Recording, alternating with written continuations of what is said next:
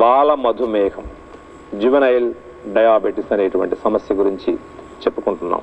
ఇక్కడ మీరు తెలుసుకోవాల్సిన విషయం ఏంటంటే, ఇక్కడ మేము ఒక వ్యాధి పేరుతో చెప్పే ఆసనాలు కానీ, ప్రాణాయామం కానీ, ధ్యానం కానీ, ఆహార విహార నియమాలు కానీ, సౌందర్య పద్ధతులు కానీ, ఇవన్నీ కేవలం ఆ జబ్బు ఉన్న వాళ్ళకే అని మీరు పొరపాటుగా అనుకోవద్దు. లేని వాళ్లకు రాకుండా ఉండడానికి, ఉన్న వాళ్లకు తగ్గటానికి రెండింటి కోసము చెబుతూ ఉన్నాం. కాబట్టి శ్రద్ధగా మీరు పాటిస్తూ, ఇక్కడ పిల్లల కోసము ఈ జీవన వేదములో మనం బిడ్డల చేత చేయించవలసినటువంటి ఏ ఆసనాలు, ఏ ప్రాణాయామం, ఏ వ్యాయామం చేయాలో ఇప్పుడు మనం తెలుసుకుందాం. బిడ్డల కోసం ఇప్పుడు ముందుగా యోగ ముద్ర వ్యాయామం, అంటే యోగ ముద్ర ఆసనం లాగా ఆ ఆసనంలో కూర్చొని వ్యాయామం చేసేటువంటి పద్ధతి. ఈ నాభి దగ్గర ఉండేటువంటి క్లోమ గ్రంథికి ఒత్తిడి కలిగిస్తూ దాన్ని తిరిగి మళ్ళా చైతన్యవంతం చేయటం కోసము అనువైన వాతావరణాన్ని శరీరంలో సృష్టించడం కోసం ఈ యోగ ముద్ర వ్యాయామం మనం చేయాలి. ఇట్లా బాచపట్ల అంటే చక్కల ముక్కలం అంటారు, మా సుఖాసనం, లేదు అవకాశం ఉన్నవాళ్ళు కాళ్ళు వంగిన వాళ్ళు అర్థ పద్మాసనం వేసుకోండి, లేదు పూర్తి పద్మాసనం. బిడ్డలకు బాగా వంగుతాయి కాబట్టి పద్మాసనం వేయించండి. పద్మాసనం వేయించి బిడ్డలతోటి చేతులు రెండు వెనక్కి కట్టుకోమనండి. కట్టుకొని చక్కగా ముందు ఎడమ వైపుకు గాలి తీసుకుంటూ ఎడమ వైపుకు పూర్తిగా వంగాలి. ఎడమ వైపు గాలి తీసుకుంటూ ఆగి గాలి వదులుతూ మధ్యలోకి రావాలి. కుడి వైపుకు గాలి తీసుకుంటూ ఎంత వంగితే ఎంత బాగా వంగమని చెప్పాలి. మళ్ళా గాలి వదులుతూ మధ్యలోకి రావాలి. మళ్ళా గాలి తీసుకుంటూ ఎడమ వైపుకు, గాలి వదులుతూ కుడి వైపుకు, ఈ విధంగా ఒక్కొక్క వైపుకు కనీసం 20 సార్ల చొప్పున. గాలిని మర్చిపోవద్దు. గాలి తీసుకుంటూ పక్కకు వంగాలి, గాలి వదులుతూ మధ్యలోకి రావాలి. కుడి వైపుకు 20 సార్లు, ఎడమ వైపుక 20 సార్లు, 20 నుంచి 30-40 సార్లు కూడా బిడ్డల వ్యాధి పరిస్థితిని బట్టి మీరు ఈ వ్యాయామం చేయించండి. అలాగే ఇదే భంగిమలో నిటారుగా కూర్చొని అక్కడక్కడే మనం నడుమును గుండ్రంగా తిప్పడం, ఎడమ నుంచి కుడికి. బిడ్డలు బాగా తిరుగుతారు, మళ్ళా కుడి నుంచి ఎడమకు. చక్కగా ఆటలాగా బిడ్డలకు మీరు ఏం చెప్పినా వాళ్ళని గద్దించి అరిచి చెప్పద్దు. చక్కగా ఒక ఆటలాగా మీరు కూడా చేస్తూ ఉంటే మిమ్మల్ని చూసి బిడ్డలు కూడా చేస్తారు. ఇలా చేస్తూ ఇప్పుడేం చేయాలంటే, ముందుకు వంగుతూ గాలిని వదులుతూ ముందుకు వంగి గడ్డాన్ని ఒకసారి ఎడమ మోకాలకు, మళ్ళా గాలి తీసుకుంటూ పైకి లేచి మరలా గాలి వదులుతూ ముందుకు వంగి గడ్డాన్ని కుడి మోకాలకు అంటించాలి. చూడండి, అలాగా గాలి తీసుకుంటూ పైకి లేవాలి. మళ్ళా గాలి వదులుతూ ముందుకి, గాలి తీసుకుంటూ పైకి. దీనివల్ల ఏమవుతుందంటే ఈ క్లోమ గ్రంథి మీద ఒత్తిడి కలుగుతుంది, ఘర్షణ జరుగుతుంది. అక్కడ తిరిగి మళ్ళీ అక్కడ వేడి ఉత్పన్నం అవుతుంది. ఈ ప్యాంక్రియాస్ గ్రంథి తిరిగి చైతన్యం కావడానికి అవకాశం ఏర్పడుతుంది. దీన్ని మీరు ఇది కూడా ఒక 20 సార్లు చేయించండి. బిడ్డలు బ్రహ్మాండంగా ఎంతసేపు చేయగలుగుతారు. తర్వాత గుండ్రంగా తిరిగి రావటం, ఇక్కడ ఆచార్యులు చేసి చూపిస్తున్నారు, జాగ్రత్త గమనించండి.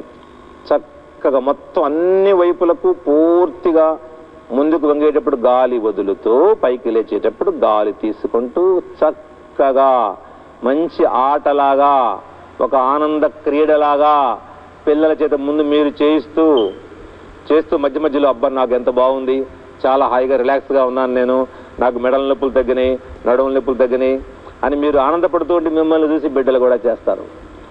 మీకు వ్యాధి ఉంటే పోతుంది, లేకపోతే రాకుండా ఉంటుంది. మన బిడ్డలకు కూడా, లేని వాళ్లకు, ఉన్న వాళ్ళకు కూడా ఈ యోగ ముద్ర వ్యాయామం అనేది మర్చిపోకుండా కనుక మీరు చేయగలిగితే అద్భుతంగా బిడ్డలకు ఈ మధుమేహం అనేది రాకుండా ఉంటుంది, ఉంటే తగ్గడానికి అవకాశం ఏర్పడుతుంది. అదేవిధంగా ఇప్పుడు ఒక ఆసనం తెలుసుకుందాం మనం. ఏంటి ఆసనం అంటే గోముఖాసనము. ఆవు ముఖములాగా భంగిమను పెట్టేటువంటి ఆసనం. చూడండి, కుడి కాలును ఎడమ కాలు మీద నుంచి పాదం వెనక్కి పోయేటట్లుగా, అంటే ఎడమ మోకాలు పైకి కరెక్ట్గా కుడి మోకాలు రావాలి. ఒకదాని మీద ఒకటి వచ్చేటట్టుగా అట్లా పెట్టుకొని కుడి చేతిని పైకెత్తి ఎడమ చేతిని వెనక నుంచి దీన్ని అందుకోవాలి.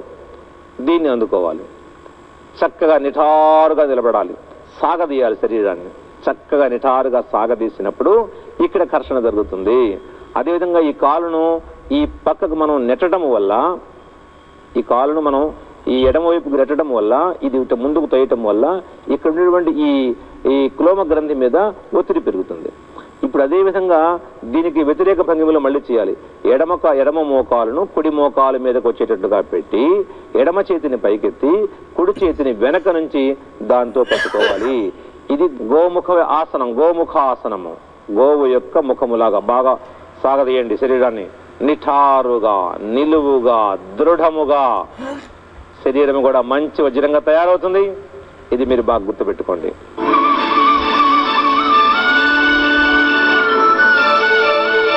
ఇప్పుడు పిల్లలకు మధుమేహం రాకుండా ముందు జాగ్రత్త చర్యలు ఏమి తీసుకోవాలి? ఒకవేళ ఇప్పటికే మధుమేహం సంక్రమించినటువంటి పిల్లలకు ఆహారం ఏ విధంగా ఇవ్వాలి? అలాగే తల్లిదండ్రులకు మధుమేహం ఉండి వాళ్ళ పిల్లలకు కూడా వచ్చే అవకాశం ఉంటుంది కాబట్టి వాళ్లకు ఏ విధంగా ఆహార పదార్థాలలో మనం మార్పు చేస్తే ఈ ఉపద్రవం మన పిల్లల భవిష్యత్తును పాడు చేయకుండా ఎట్లా మనం కాపాడుకోవాలో ఈరోజు మనం తెలుసుకోవాలి.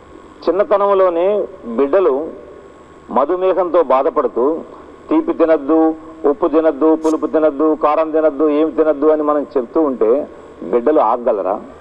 బిడ్డలకు పెట్టకుండా పెద్దవాళ్ళు తినగలరా? అసలు ఎంత 100 సంవత్సరాల దాకా కూడా రోగం రాకుండా బ్రతికినటువంటి ప్రజలు ఉన్న ఈ దేశంలో పసిపిల్లలకు కూడా ఈనాడు మధుమేహం వస్తూ ఉందంటే ఈ పరిస్థితిని చూసి మన జాతి సిగ్గుతో తల దించుకోవాలి. ఇవాళ బిడ్డలకు ఉదయం నుంచి సాయంత్రం వరకు చదువుల ఒత్తిడి విపరీతంగా పెరిగిపోయింది. కనీసం రోజులో 1 గంట 2 గంటలో శారీరకమైనటువంటి గ్లానిని తొలగించుకొని రక్తాన్ని చక్కగా ప్రసరింపజేసుకునేటువంటి వ్యాయామం కానీ, నడక కానీ, అదేవిధంగా బిడ్డలకు తగినటువంటి ఆసనాలు కానీ, సూర్య నమస్కారాలు కానీ, ఆటలు కానీ, పాటలు కానీ, ఇట్లాంటి సాంస్కృతిక పరమైనటువంటి ఏ అంశాలు బిడ్డల జీవితంలో ఇవాళ లేకపోవడం కూడా చాలా ప్రధానమైనటువంటి కారణం. అట్లాగే విపరీతంగా పంచదార, ఈ చాక్లెట్లు, బిస్కెట్లు ఇట్లాంటి పదార్థాలు అతిగా వాడటం కూడా ఈ అనర్థానికి మూలం అవుతూ ఉంది. కాబట్టి తల్లిదండ్రులు శ్రద్ధ తీసుకుని తమ బిడ్డలకు ఈ వినాశకరమైనటువంటి ఈ మధుమేహ హేతులైనటువంటి పదార్థాలను పెట్టకుండా జాగ్రత్త పడాలి. ఈ సమయంలో మన బిడ్డల బంగారు భవిష్యత్తు కోసం, వాళ్లకు మధుమేహం ఎప్పటికీ రాకుండా ఉండటం కోసం ఒక చక్కటి అద్భుతమైన ఆహార కానుక. ఏమిటా కానుకంటే ఉసిరిక కాయలు. చాలా అద్భుతమైనటువంటి ఉసిరికాయలు ఇవి. కార్తీక మాసంలో వచ్చేటువంటి ఉసిరికాయలను ప్రతి కుటుంబము కనీసం ఒక 50 కేజీలు తీసుకొని వాటిని పగలగొట్టి విత్తనాలు తీసివేసి పైపెచ్చులను బాగా ఎండలో పెట్టి ఎండిపోయిన తర్వాత నిల్వ చేసుకోవాలి. నిల్వ చేసి పెట్టుకొని ప్రతిరోజు తాగే నీళ్లలో రాత్రిపూట ఒక గుప్పెడు ఎండు ఉసిరిక ముక్కలు అందులో వేయండి. వేసి ఒక 2-3 తులసి దళాలు కూడా ఆ నీళ్ళల్లో వేసేయండి. ఉదయం వరకు ఈ తులసి దళాలు, ఈ ఉసిరికాయ ముక్కలు నీళ్లలో నానతాయి. నీళ్లు తీయగా, రుచికరంగా, మంచి సుగంధ భరితంగా తయారవుతాయి. ఈ నీళ్లు ఇంటిల్లపాది తాగుతూ, ముఖ్యంగా బిడ్డలకు ఈ నీళ్లు వాళ్ళు స్కూల్కి వెళ్ళేటప్పుడు కానీ, కాలేజీకి వెళ్ళేటప్పుడు కానీ ఒక వాటర్ సీసాలో, నీళ్ల సీసాలో ఈ నీళ్లు పోసివ్వండి. ఈ నీళ్లు తాగుతూ ఉంటే ఒక్క మధుమేహమే కాదు, బిడ్డలకు కళ్ళ రోగాలు కానీ, వెంట్రుకలు ఊడిపోవటం కానీ, పండిపోవటం కానీ, మూత్ర రోగాలు కానీ, అలాగే చర్మం పాడైపోయేటువంటి చర్మ రోగాలు కానీ, ఇట్లాంటి ఏ సమస్యలు కూడా రాకుండా ఉంటాయి. ఇంత చక్కటి విధానాన్ని పాటిస్తూ వారానికి 1 లేదా 2 సార్లు అన్ని ఎండిపోయిన ఉసిరికాయ ముక్కలను మన ఇంట్లో ఉన్న వాటిని తీసి కొంతసేపు నీళ్లలోనో పాలల్లోనో బాగా నానబెట్టి మెత్తగా గ్రైండ్ చేయండి. ఈ పేస్ట్ని బిడ్డలకు ఆపాద మస్తకం, తల వెంట్రుకల నుంచి పాదాల దాకా మొత్తం నలుగు పెట్టినట్టుగా బాగా రుద్దండి. రుద్ది 1 గంట సేపు వదిలేయండి పిల్లల్ని. అది బాగా చర్మపు రంధ్రాలలో నుంచి లోపలికి ఇంకిపోతుంది. అది బాగా వంట పడుతుంది. తర్వాత ఎండిపోయిన తర్వాత చక్కగా స్నానం చేయించండి. బిడ్డల చర్మం నున్నగా నిగలాడుతూ కాంతివంతంగా మారుతుంది. అంతేకాకుండా బిడ్డలకు ఎప్పటికీ మధుమేహం అనేటువంటి రోగం రాకుండా ఉంటుంది. బిడ్డలకు సంపూర్ణమైన ఆరోగ్యము, ఏ వ్యాధినైనా ఎదిరించగల వ్యాధి నిరోధక శక్తి, కాంతి, ఓజస్సు, తేజస్సు బిడ్డలకు ఉంటాయి. దీన్ని ఆచరించినటువంటి పెద్దలకు కూడా ఉంటాయి. పిల్లల్లో మధుమేహ నివారణకి ఆహార కానుక కావాల్సిన పదార్థాలు: ఉసిరికాయలు, తులసి ఆకులు. తయారు చేసే విధానం: ఉసిరికాయలోని విత్తనాలు తీసివేసి ఎండబెట్టాలి. గుప్పెడు ఈ ఉసిరికాయల్ని 2 లేదా 3 తులసి ఆకులని గ్లాసు నీటిలో రాత్రి నానబెట్టి ఉదయాన్నే నీటిని త్రాగడం వల్ల మధుమేహమే కాకుండా చర్మ సమస్యలు, మూత్రపిండాల సమస్యలు నివారించబడతాయి. ఎండిన ఉసిరికాయ ముక్కల్ని పాలల్లో లేదా నీళ్ళల్లో నానబెట్టి పేస్ట్లా రుబ్బుకోవాలి. ఈ పేస్ట్ను పిల్లల శరీరానికి గంట సేపు పట్టించి స్నానం చేయించడం వలన మధుమేహం నివారించబడుతుంది.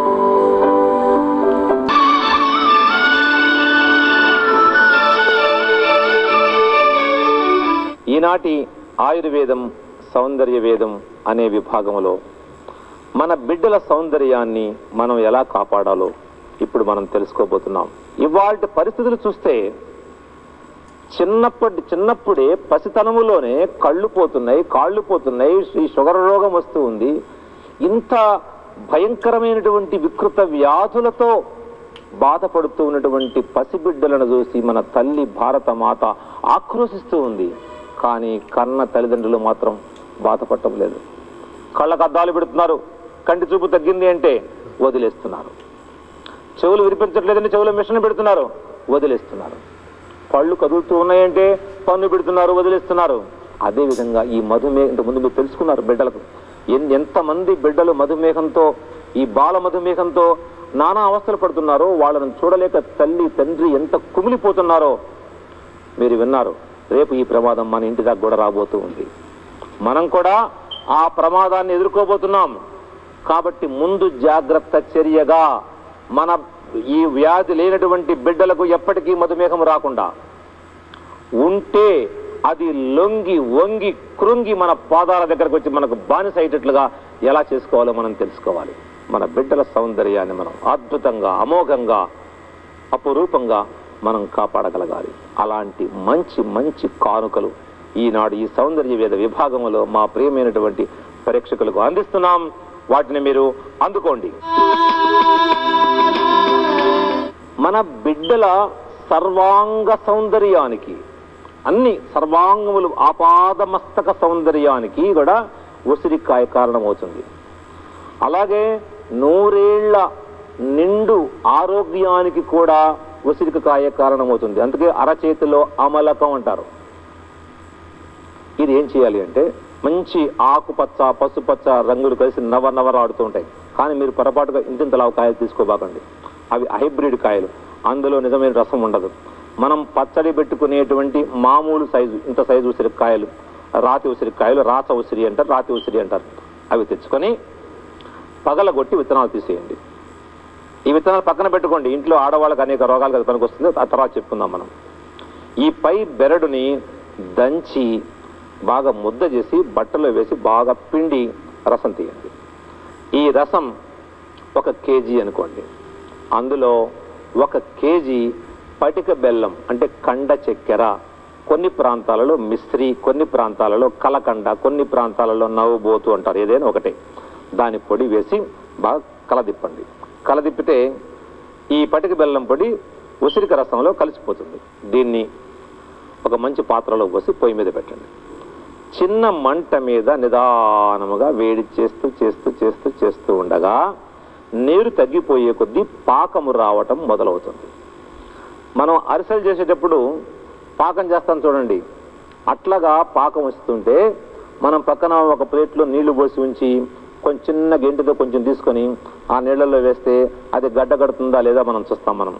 అదేవిధంగా ఈ ఉసిరిక పాకము కూడా తేనెలాగా, లేత పాకము, తేనె పాకము వచ్చేంత వరకు చిన్న మంట పైన మనం మరిగించి పాకము రాగానే